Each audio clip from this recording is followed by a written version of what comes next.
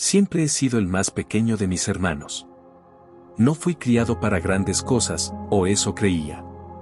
Mi vida era sencilla: cuidar ovejas en los campos de Belén, tocar el arpa bajo las estrellas y hablar con Dios en silencio.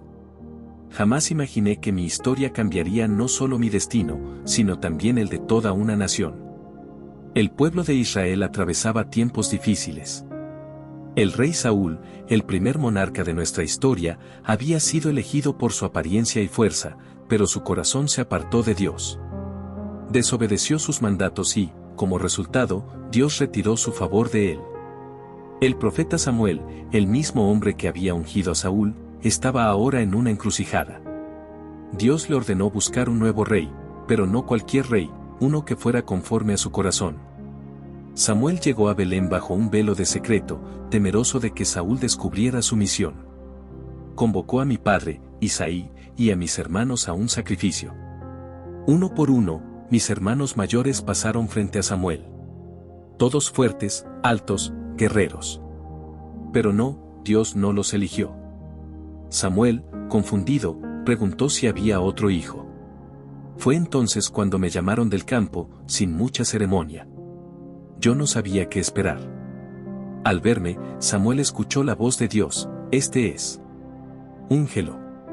En ese momento, el aceite corrió por mi cabeza, y aunque nadie más entendió su significado, supe que algo grande estaba ocurriendo. Sin embargo, no fui proclamado rey de inmediato. Volví a mis ovejas, a mi arpa y a mis oraciones. Dios aún tenía que prepararme. Poco después, mi vida dio un giro inesperado. Saúl, atormentado por un espíritu maligno, buscaba a alguien que pudiera calmarlo. Mi reputación como músico llegó a sus oídos, y fui llamado al palacio. Yo, un humilde pastor, ahora me encontraba tocando el arpa para un rey. Fue ahí donde comencé a entender que Dios tenía planes más grandes para mí, planes que aún no podía imaginar. Así comenzó mi viaje, no solo como pastor de ovejas, sino como alguien destinado a pastorear una nación. Pero este era solo el principio. Pronto, un gigante se interpondría en mi camino, y mi verdadera prueba estaba a punto de comenzar. El día que cambió mi vida comenzó como cualquier otro. Estaba cuidando las ovejas de mi padre cuando llegó un mensajero. Mis hermanos mayores, guerreros en el ejército de Israel, estaban en el valle de Ela enfrentando a los filisteos. Mi padre me pidió llevarles provisiones. Sin saberlo, estaba caminando hacia el desafío más grande de mi vida. Cuando llegué al campamento, el ambiente era desolador. Los hombres estaban paralizados por el miedo. Cada día, un gigante filisteo llamado Goliat bajaba al valle y lanzaba un desafío: que alguien lo enfrentara en combate singular. Si ganábamos, los filisteos serían nuestros siervos; si perdíamos, seríamos los suyos. Su voz resonaba como un trueno, y su presencia, imponente, hacía temblar hasta al más valiente. Pero lo que me indignó no fue su tamaño, sino su burla a Dios.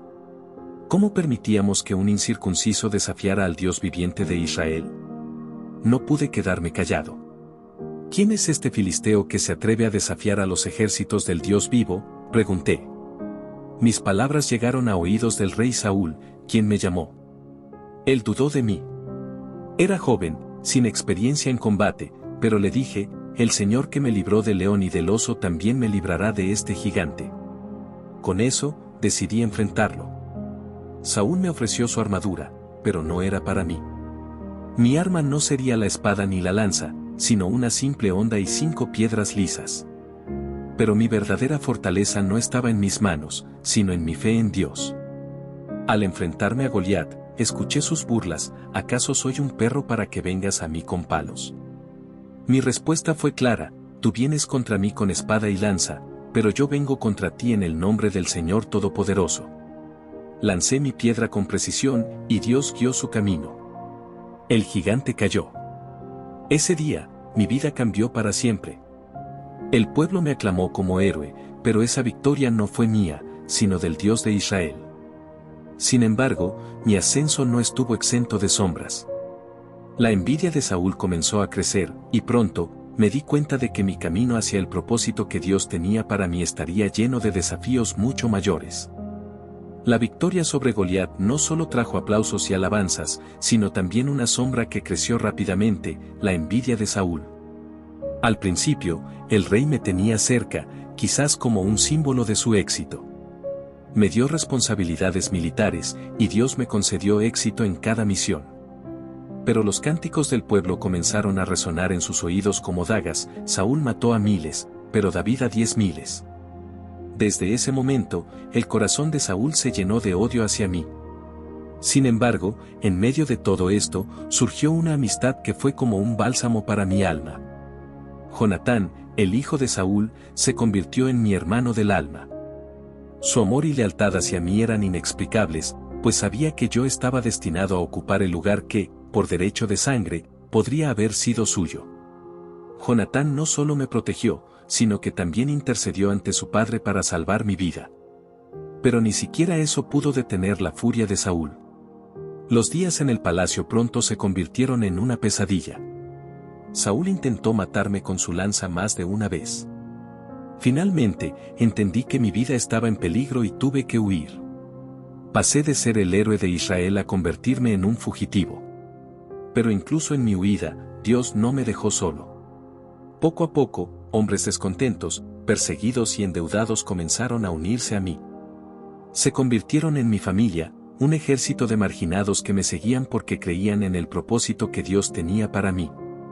En varias ocasiones, el destino me dio la oportunidad de acabar con Saúl. En una de ellas, lo encontré dormido en una cueva donde yo y mis hombres nos escondíamos. Ellos me susurraban: este es tu momento. Dios te lo ha entregado. Pero no pude hacerlo. Mi corazón sabía que Saúl seguía siendo el ungido del Señor. En lugar de matarlo, corté un pedazo de su manto y luego le mostré que mi intención no era dañarlo. ¿Por qué persigues a un perro muerto como yo?, le dije. Saúl lloró, reconociendo mi justicia, pero su corazón no cambió. Aquellos años como fugitivo fueron duros, pero también moldearon mi carácter. Aprendí a confiar plenamente en Dios, a liderar con compasión y a esperar su tiempo. Sabía que un día, su promesa se cumpliría. Sin embargo, el precio que tendría que pagar para llegar al trono estaba lejos de terminar, y el camino por delante sería tanto un triunfo como una prueba de fe. Los años de huida finalmente llegaron a su fin de una manera trágica. Saúl, el hombre que me persiguió sin descanso, murió en batalla contra los filisteos junto a su hijo Jonatán, mi amado amigo y hermano de alma. La noticia me destrozó. A pesar de todo lo que Saúl me hizo, nunca dejé de respetarlo como el ungido del Señor.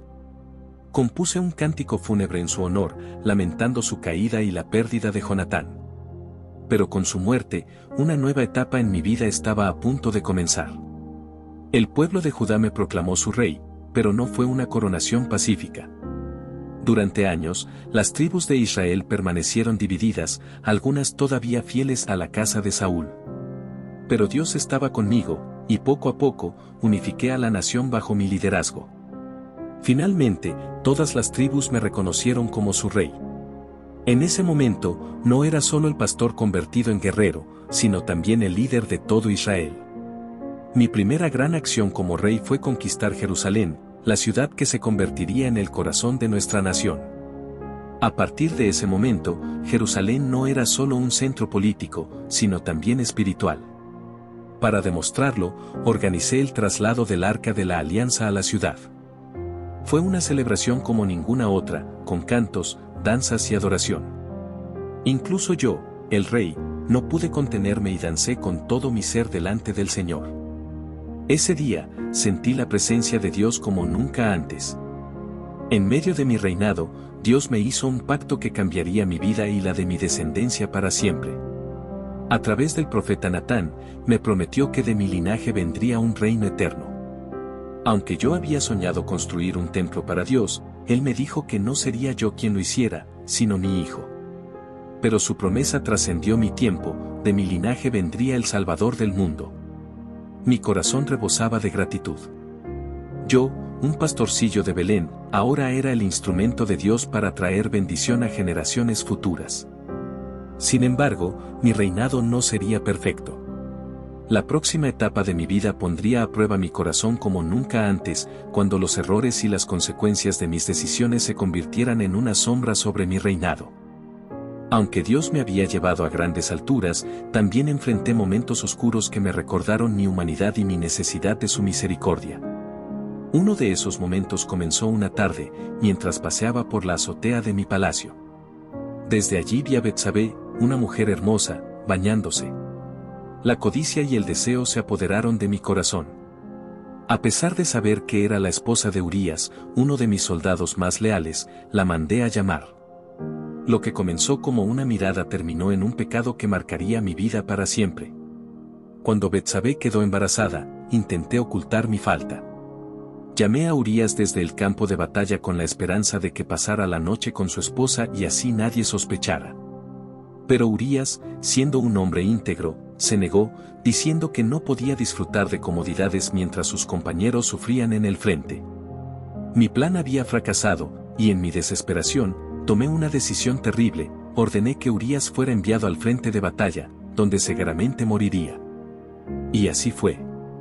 Después de su muerte, tomé a Betsabé como mi esposa, creyendo que mi pecado estaba escondido. Pero Dios había visto todo. A través del profeta Natán, me confrontó con una parábola que reveló mi injusticia. Sus palabras fueron como un puñal: tú eres ese hombre. En ese momento, mi orgullo se rompió, y caí de rodillas en arrepentimiento. Escribí el Salmo 51 como una súplica de perdón, clamando: crea en mí, oh Dios, un corazón limpio. Aunque Dios me perdonó, las consecuencias de mi pecado fueron inevitables. Mi familia comenzó a desmoronarse. Uno de mis hijos, Absalón, se rebeló contra mí, desatando una guerra civil. El dolor de ver a mi propio hijo levantarse en mi contra fue desgarrador.